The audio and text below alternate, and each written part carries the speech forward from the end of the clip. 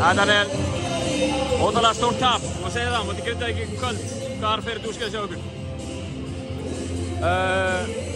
Mér fannst bara margt þar úrskeiðis hjá okkur. Það eina sem leit ágætlega úti í þessum leik var svæðisvörnin á köflum. Við vorum bara náttúrulega risavaxið lið, við vorum að ströggla eins inn í varnarlega og svo það alveg bara 100% á mér hvernig Abbi Bíma var dekkuð í þessum leik með 35 stig. Það skrifast á mig en mér fannst líka bara stelpunar með að taka til sín smá effortleysi og fókusleysi á það sem við ætlum að gera í dag. Leikurinn breytist svolítið, það eru komnar einhverjum 9 stigum yfir þarna í hálfleik og þið náðu að breyta þessu svona snúa taflinu ykkur í vil ef svo má orðið komast með þessari svæðisvörn. En hvað gerði Grindavík svo til að brjóta á bak aftur? Gerði einhverja skiptingu og tegði aðeins á svæðisvörnum. Við höfum bara ég átt að lesa bara fyrir það og fara fyrir úr henni.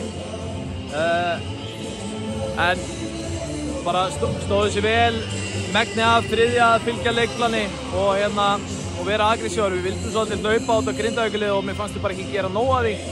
Við gerðum nóg af því í þriðja en það getur bara getur kostað svo miklu orku að grafa sig upp úr svona hólu og vera svo klárar í fjórða leikta en bara tókst ekki í dag en við bara nýtum pásuna í að vinna í okkar málum. Einhverju jákvæði púntar? Nei, eiginlega ekki. Kæra þakkir Daniel.